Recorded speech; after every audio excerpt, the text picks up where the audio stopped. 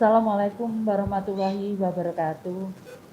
Selamat sore, Shalom, Om Swastiastu, Namo Buddhaya, Salam Kebajikan, Rahayu. Yang saya hormati teman-teman yang ada di ruangan ini dan teman-teman media. Pertama, terus terang saya cukup kaget meskipun sudah banyak yang membicarakan, tapi terus terang saya tidak pernah berpikir atau membayangkan menjadi menteri, karena ini kepercayaan Bapak Presiden dan Bapak Wapres, dan ini untuk saya mengabdi untuk negara, maka saya matur nuwun kepercayaannya oleh Bapak Presiden dan Bapak Wapres serta tentunya seluruh bangsa Indonesia. Yang kedua, program kami adalah yang pertama adalah perbaikan data untuk data-data penerima bantuan. Kami akan kerjasama dengan Kementerian Dalam Negeri, terutama terkait data kependudukan dan perguruan tinggi yang ada di wilayah masing-masing. Karena menurut saya akan sangat lebih baik kalau kami melibatkan perguruan tinggi juga di dalam implementasi kami di lapangan, sehingga output atau goal-nya bisa dilihat dan bisa kita lakukan evaluasi bersama dengan perguruan tinggi. Yang kedua adalah kami akan menyampaikan ke Bapak Presiden bahwa program-program kami adalah program pemberdayaan. Jadi sebagaimana diamanatkan di undang-undang bahwa yang pertama adalah kemanusiaan, keadilan, dan fakir miskin itu dan anak-anak terlantar itu di bawah tanggungan pemerintah. Karena itu kami akan perhatian terutama terhadap anak-anak terlantar, kemudian fakir miskin, itu yang akan kami prioritaskan untuk program pemberdayaannya. Jadi sehingga anak-anak kita bukan hanya menengadahkan tangan, tapi mereka bisa melakukan segala sesuatu, termasuk yang sudah kami lakukan sebelumnya adalah bagaimana meskipun mereka disabilitas, namun mereka bisa berguna dan bermanfaat. Juga anak-anak jalanan mereka bisa berguna untuk bangsa dan negara kita. Yang ketiga adalah kami akan melakukan pemberdayaan karena dengan kerjasama dengan beberapa kementerian, misalkan Kementerian Koperasi, Perdagangan, Perindustrian, karena kami akan memberdayakan kalau suaminya sudah bekerja, namun kondisinya dia masih butuh bantuan atau miskin, maka kami akan melibatkan mesin yang kedua, yaitu kaum ibu-ibunya. Kami akan bekerja sama dengan program yang sama. Tadi saya sampaikan membentuk koperasi bisa di tingkat kecamatan dan bisa di tingkat kelurahan. Kita akan lihat perkembangannya membutuhkan, karena tiap daerah itu mempunyai karakteristik yang berbeda-beda. Namun kita punya pengalaman bahwa koperasi itu sangat membantu. Kemudian juga bagaimana meningkatkan income dan mengurangi pengeluaran. Itu yang kita lakukan. Jadi misalkan mengurangi pengeluaran, kita berikan program-program pertanian yang bisa dilakukan dengan cara sederhana, sehingga tentunya bekerja sama dengan Kementerian Pertanian, sehingga bisa dikurangi untuk pengeluaran. Kemudian untuk peningkatan pendapatan, maka kita akan buat program-program, tadi saya sampaikan bekerja sama dengan kementerian-kementerian yang lain. Tentunya kalau kita bisa bersama-sama, tentunya percepatan untuk pengurangan kemiskinan dan pengurangan terutama untuk warga yang membutuhkan seperti penyandang disabilitas dan kemudian masalah sosial, itu bisa ditangani secara komprehensif dan terintegrasi. Meskipun kami harus melakukannya tidak bisa sendiri, kami harus bekerja sama dengan kementerian yang lain. Saya kira itu, dan kemudian Yang terakhir tentunya untuk anak-anak terlantar. Kita ingin bahwa anak-anak semua mendapatkan hak untuk dia bisa mendapatkan akses pendidikannya. Mereka juga harus mendapatkan hak untuk kesehatannya. Karena itu kami juga akan bekerja sama dengan Kementerian Kesehatan untuk bagaimana mengelola kesehatan yang kita berikan bisa mempunyai hak untuk warga memang yang penyandang permasalahan sosial. Itu yang harus kita tangani secara bersama-sama. Saya kira itu yang bisa saya sampaikan. Terima kasih. Wassalamualaikum warahmatullahi wabarakatuh. Selamat sore. Om Swastiastu. Salam Rahayu. Terima kasih Bu Tri, silakan kembali ke tempat duduk Bu. Berikutnya Pak Sandiaga Uno, dipersilakan Pak.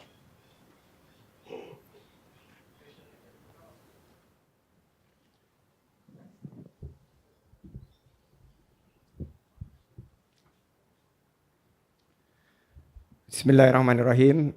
Assalamualaikum warahmatullahi wabarakatuh. Salam sejahtera bagi kita semua. Shalom, Om Swastiastu, Namo Buddhaya, salam kebajikan, salam sehat, salam hormat, penuh semangat. Yang saya hormati, koleha-koleha yang telah hadir pada hari ini dan rekan-rekan yang juga pada sore hari ini hadir di Istana Merdeka. Pertama-tama, saya ingin mengucapkan Hari Ibu untuk seluruh ibu di pelosok Nusantara. Termasuk Ibu Risma, ibu saya dan ibunya anak-anak saya, dan juga ibu-ibu yang ada di sini. Semoga dengan Hari Ibu ini kita bisa terus memberdayakan perempuan hebat dan perempuan mandiri. Syukur kehadirat Allah Subhanahu wa Ta'ala bahwa di tengah pandemi COVID-19 kita masih bisa berkumpul dan insya Allah hadir pada acara yang mudah-mudahan membawa keberkahan ini. Saya sendiri baru saja selesai dalam pemulihan dari penyakit COVID-19 yang saya rasakan sendiri selama 2 minggu terakhir. Dan tentunya dalam konteks ini tugas dan amanah yang disampaikan oleh Bapak Presiden dan Bapak Wakil Presiden teramat sangat berat. Karena kebangkitan bangsa Indonesia untuk pulih dari COVID-19 dan melanjutkan agenda pembangunan terutama di sektor pariwisata dan ekonomi kreatif akan sangat bergantung pada pemulihan kesehatan dari sisi COVID-19 dengan upaya kita menerapkan protokol kesehatan yang ketat dan disiplin. Yang kedua, tentunya adalah jutaan lapangan pekerjaan yang di sektor pariwisata maupun ekonomi kreatif berjumlah belasan, mungkin puluhan juta yang harus kita selamatkan. Adapun sektor pariwisata dan ekonomi kreatif ini akan menjadi lokomotif pasca pandemi COVID-19 untuk kita melanjutkan agenda-agenda pembangunan di sektor ini untuk terus membuka lapangan kerja seluas-luasnya dan menghadirkan kesejahteraan bagi para rakyat masyarakat Indonesia.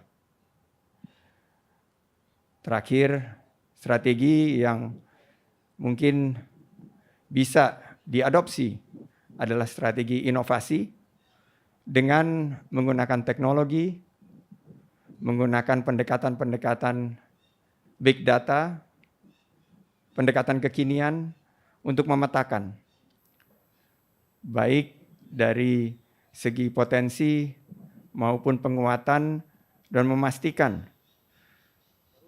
para pelaku sektor pariwisata dan ekonomi kreatif bisa bertahan, tapi bukan hanya survive, but also thrive. Survive and thrive, bertahan dan menangkap peluang menjadi pemenang. Strategi inovasi. Kedua adalah strategi adaptasi, karena kita sekarang menghadapi pandemi, mendahulukan kesehatan dan keselamatan di setiap destinasi pariwisata dan di setiap lini ekonomi kreatif. CHSE salah satunya. Dan terakhir tentunya adalah kolaborasi. Kita akan berkolaborasi dengan semua pihak, kementerian, lembaga, pemerintah pusat, pemerintah daerah, pemerintah provinsi, pemerintah kabupaten kota, akademisi, universitas, maupun juga masyarakat dan dunia usaha. Teman-teman Kadin, HIPMI, teman-teman PHRI, dan seluruh asosiasi yang tergabung dalam sektor yang teramat sangat penting ini. Semoga Allah Subhanahu wa Ta'ala meridhoi dan memberikan kekuatan kita untuk keluar dari pandemi COVID-19 ini dan membangun sektor pariwisata dan ekonomi kreatif yang lebih baik lagi ke depan. Saya ucapkan terima kasih kepada para pemimpin-pemimpin Kementerian Pariwisata dan Ekonomi Kreatif sebelumnya. Tentunya kita harus terus menjalankan kolaborasi, melanjutkan yang baik dan mengkoreksi apa yang perlu diperbaiki. Terima kasih. Wabillahi taufik wal hidayah. Wassalamualaikum warahmatullahi wabarakatuh. Terima kasih Pak Sandiago, berkenan kembali ke dalam Istana Merdeka Pak. Kemudian berikutnya Pak Budi Gunadi Sadikin, silakan Pak. Bapak Ibu yang saya hormati, Assalamualaikum warahmatullahi wabarakatuh. Salam sejahtera untuk kita semua. Bapak Ibu, saya mengucapkan terima kasih atas tugas dan kepercayaan yang diberikan oleh Bapak Presiden dan Wakil Presiden kepada kami. Semoga amanah ini bisa kami jalankan dengan sebaik-baiknya. Kami ditugasi, salah satunya adalah untuk mengatasi masalah yang disebabkan oleh virus SARS-CoV-2 ini. Sehingga semua anak-anak kita bisa segera kembali ke sekolah, belajar bertemu dengan guru-gurunya.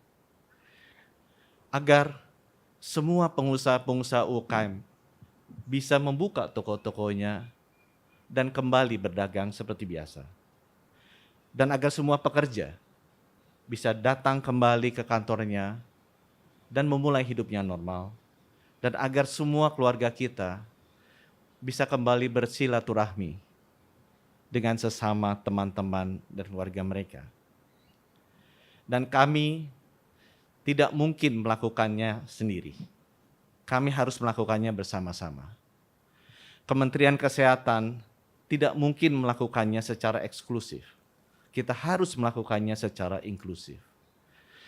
Dan kami percaya tidak cukup pemerintah membuat program-program pemerintah sendiri, tapi ini harus merupakan suatu gerakan yang dilakukan bersama-sama dengan seluruh rakyat Indonesia.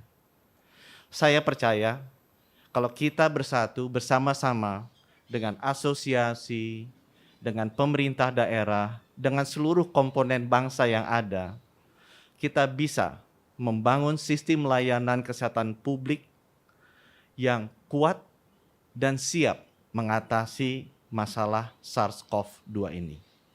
Dan kita juga bisa mempersiapkan sistem layanan kesehatan publik yang siap, kuat, mumpuni, agar generasi sesudah kita bisa menghadapi SARS-CoV-3 atau SARS-CoV-4 yang kita tidak tahu kapan datangnya. Semoga Indonesia saat ini pasti lebih baik dari Indonesia masa lalu. Dan semoga Indonesia masa depan selalu lebih baik dari Indonesia masa kini. Terima kasih. Wabillahi taufik wal hidayah. Wassalamualaikum warahmatullahi wabarakatuh. Terima kasih Pak Budi, berkenan kembali ke dalam Istana Merdeka. Berikutnya, Gus Yakut Khoilil Qomas, dipersilakan Pak. Assalamualaikum warahmatullahi wabarakatuh. Alhamdulillahirabbil alamin. Innalillahi wa inna ilaihi rajiun. Bapak Ibu sekalian, ketika pertama kali saya mendapatkan berita bahwa saya harus menerima amanah sebagai salah satu pembantu Bapak Presiden dan Wakil Presiden di kabinet ini sebagai Menteri Agama, tentu yang saya rasakan adalah kaget. Karena dalam mimpi yang paling liar saya tidak pernah membayangkan menjadi Menteri Agama.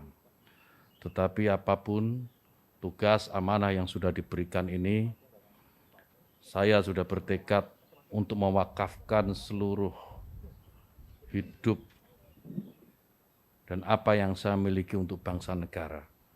Dan kebetulan sekarang mendapatkan kesempatan melalui Kementerian Agama. Saya akan melakukan apa yang paling baik untuk bangsa dan negara ini.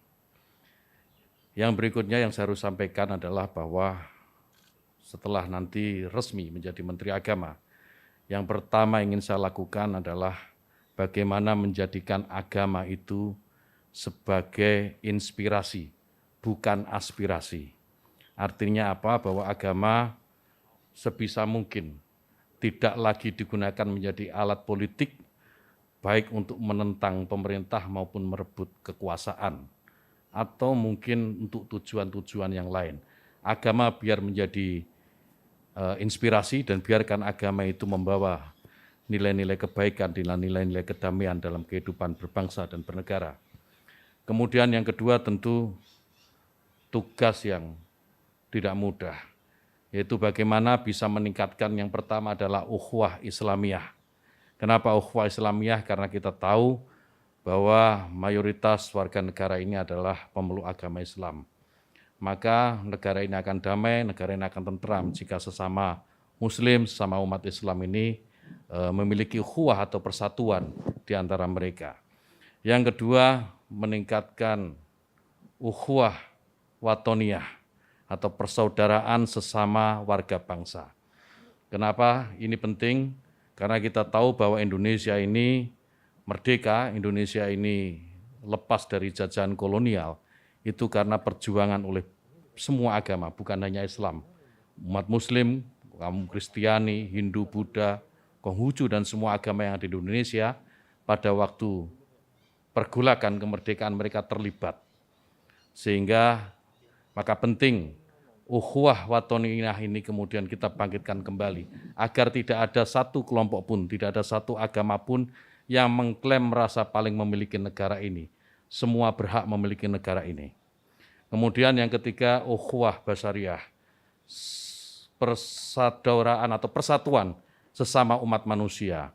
Saya sering mengutip dalam beberapa kesempatan apa yang disampaikan sahabat Nabi, sahabat Ali karamallahu wajhah, bahwa mereka yang tidak saudara dalam iman adalah saudara dalam kemanusiaan. Ini saya kira penting untuk menjadi kesadaran bagi seluruh warga bangsa ini. Jika ini dilakukan, maka saya meyakini ke depan Indonesia ini dengan jauh lebih tentram, dan pembangunan yang tadi sudah disampaikan oleh beberapa calon menteri tadi, itu akan lebih mudah untuk diwujudkan. Kemudian yang ketiga yang tidak kalah penting adalah bagaimana bisa memajukan pendidikan agama di lingkungan Kementerian Agama. Pendidikan agama apapun, termasuk tentu di dalamnya adalah pondok pesantren. Bagaimana pondok pesantren bisa didorong mandiri dan pada akhirnya akan melahirkan kader-kader terbaik bangsa, kader-kader terbaik yang bisa memberikan sumbangsih terbaiknya untuk bangsa dan negara. Saya kira demikian. Yang terakhir, mohon doa restu Bapak Ibu sekalian dan seluruh rakyat Indonesia agar amanah ini bisa saya laksanakan dengan sebaik-baiknya, istiqomah dalam kebaikan dan tentu saja membawa kemajuan bagi bangsa dan negara. Wallahul muwaffiq ila aqwamit thoriq. Wassalamualaikum warahmatullahi wabarakatuh. Terima kasih Pak Gus Yakut. Berikutnya Pak Sakti Wahyu Trenggono, silakan Pak. Selamat sore. Assalamualaikum warahmatullahi wabarakatuh. Salam sejahtera, Om Swastiastu, Namo Buddhaya. Yang saya hormati rekan-rekan yang hadir di sini. Pertama saya ingin menyampaikan perasaan saya ketika saya mendapat amanah untuk dicalonkan sebagai Menteri KKP. Sebelumnya saya mendapat amanah sebagai Wakil Menteri Pertahanan. Dalam 1 tahun ini saya membantu Menteri Pertahanan untuk mensinergikan dan membangun pertahanan masa depan. Nah, selanjutnya dalam 1 tahun ini secara mengagetkan juga tiba-tiba saya diminta untuk membenahi, kemudian melanjutkan dan mengelola yang namanya kelautan dan perikanan. Amanah ini bukan amanah yang mudah, saya kira. Saya ingin berusaha bahwa ada sebuah wilayah karunia dari Allah Subhanahu wa Ta'ala yang memiliki satu potensi yang sangat besar, yang tentunya itu bisa menjadi kesejahteraan bagi bangsa ini. Nah, itu tentu saya akan belajar dan menggali, melakukan evaluasi untuk selanjutnya bisa dilakukan apa yang harus kami lakukan supaya itu bisa menjadi manfaat bagi bangsa. Begitu melimpah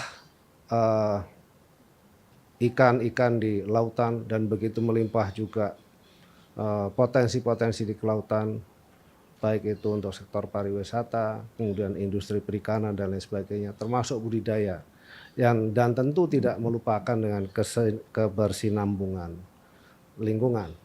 Itu yang akan kami lakukan jika nanti kami sudah resmi menjadi Menteri Kelautan dan Perikanan. Saya kira itu saja, karena saya bukan tipikal orang yang bisa beretorika, tapi yang suka dengan bekerja dan bekerja keras.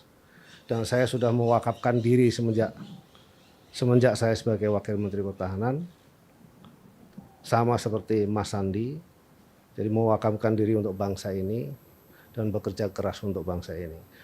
Saya mohon doa juga kepada seluruh bangsa Indonesia agar saya bisa amanah dan bisa menjalankan amanah dari Bapak Presiden dan Bapak Wakil Presiden dengan membantu beliau mewujudkan Indonesia maju.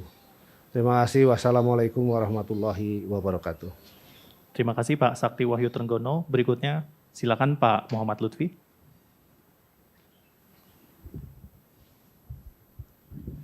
Bismillahirrahmanirrahim. Assalamualaikum warahmatullahi wabarakatuh. Selamat siang dan salam sejahtera bagi kita semua. Yang saya hormati rekan-rekan sahabat yang dipanggil oleh Bapak Presiden pada sore hari ini.